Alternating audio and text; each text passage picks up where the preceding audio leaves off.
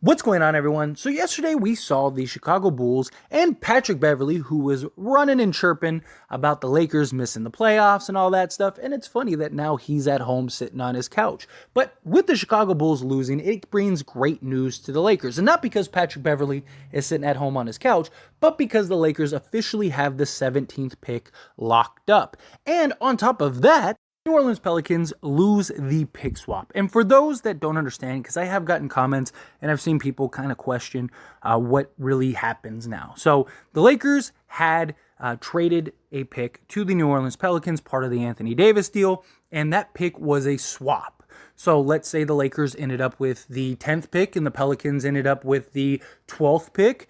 The Pelicans now could swap and get the 10th pick, and the Lakers would be left with the 12th pick. But the Lakers finished with a better record. Technically, the Pelicans could still swap, but why do that? Pelicans are probably going to get, 11th pick, 12th pick, something like that. Lakers are officially in the 17th pick. Now, this is great for the Lakers because this right here is a big win in and of itself.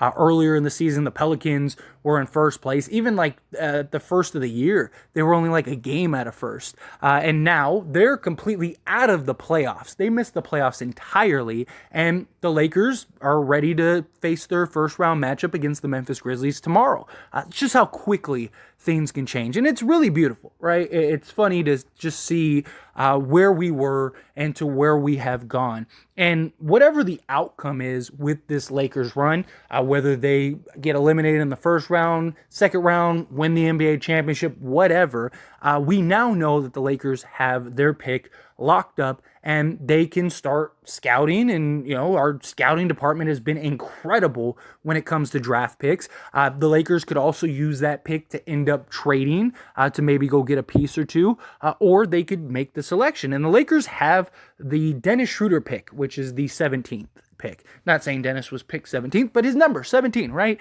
So the Lakers have the 17th pick in this year's draft, as well as the 47th pick. So that's important, right? That gives them potentially two players that they can draft, develop, and turn into hopefully a future star or just even quality blue chip role player. Also gives them trade chips, right? Now in the offseason, they'll have two first round picks that they can use to go trade, to go get maybe Kyrie, or even if it's not Kyrie, let's say it's the Buddy Hield and Miles Turner deal or something like that, or a Bradley Beal, which I hope not, Damian Lillard, right? It just gives them flexibility. Maybe it's even just like a role guy. Maybe it's just like, hey, this guy's available. Maybe it's like a Jeremy Grant or something like that, like a sign and trade. It doesn't have to necessarily be a star, but the Lakers at least have some stability, have an asset that can be valuable one way or another. No, they have a guy that if they falls 17th, then they can snag him. They could also even trade up, right? They could use the 17th and 47th pick to maybe there's a guy at 13th that they really like and work their way up to try to get the 13th pick.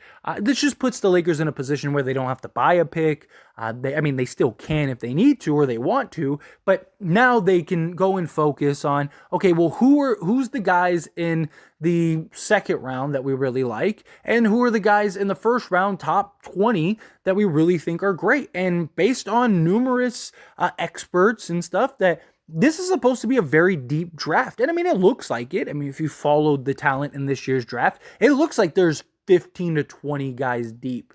Some experts say the entire first round could yield a quality role player, a quality rotation guy, maybe even a potential star. And it's really hit or miss, right?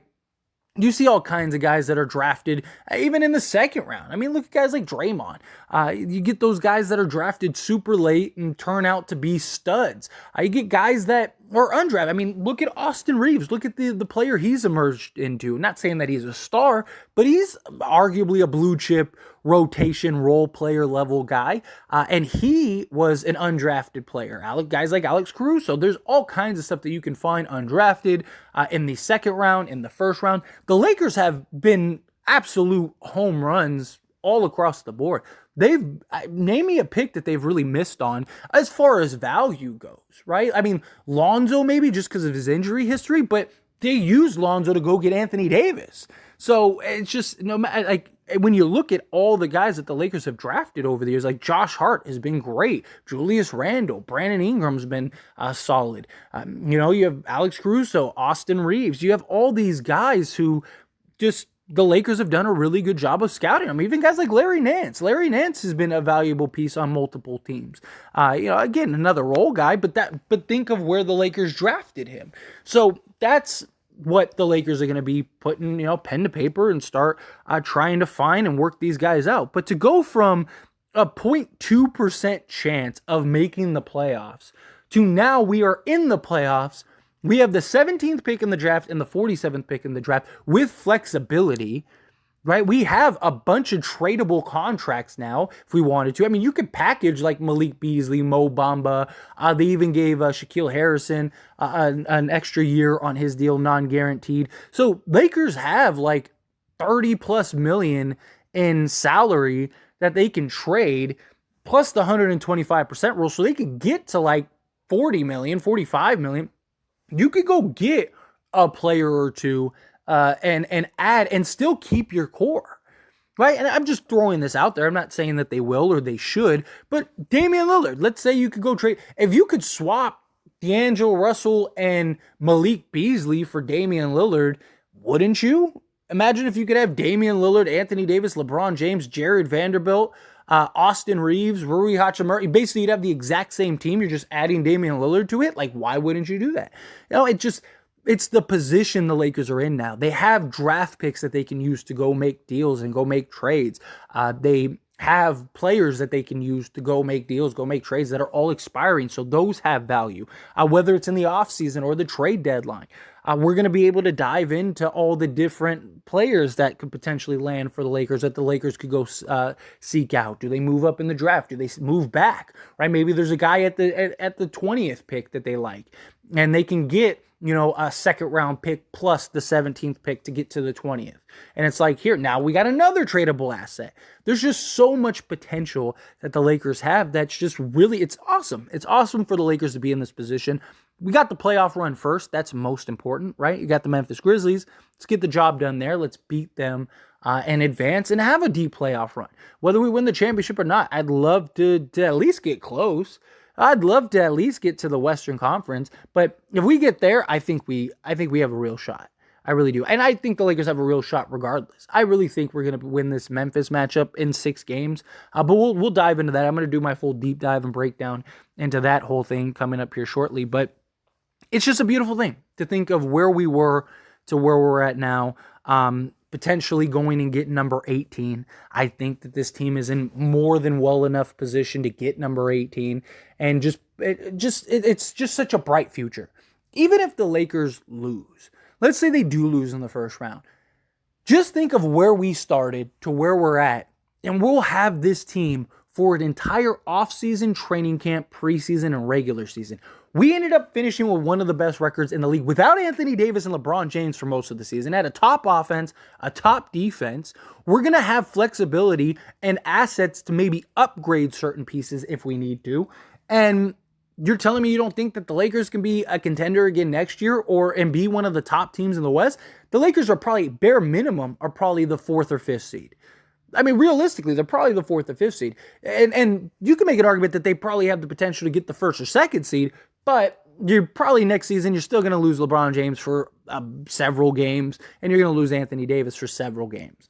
They both missed like half the season this year. You're probably going to get the same thing next year, but you have more than enough talent to compete for not just a championship this year, but next year as well. And as teams upgrade and try to improve, teams like Dallas or Phoenix, and what is the Pelicans going to do? What is the Timberwolves going to do? What is Denver if they have an upset? The Clippers, what are they going to do if they have an upset? There's a lot of questions about what they're going to do depending on the situations and how teams finish. But hopefully the Lakers, they have everything ready to go, and they kind of have an idea and direction, and hopefully we retain guys, because we got a lot of guys that we're going to have to re-sign and keep up, like Rui, Reeves, D'Lo, all of those guys. So I don't know. It's going to be interesting. But anyway, as always, this is a discussion, so I pass the question on to you. Let me know your thoughts and opinions down in the comments below. What do you think? You excited? Is there anyone specific you want to fall at number 17? I'd love to hear it. Let me know down in the comments below. Again, once we get to the offseason,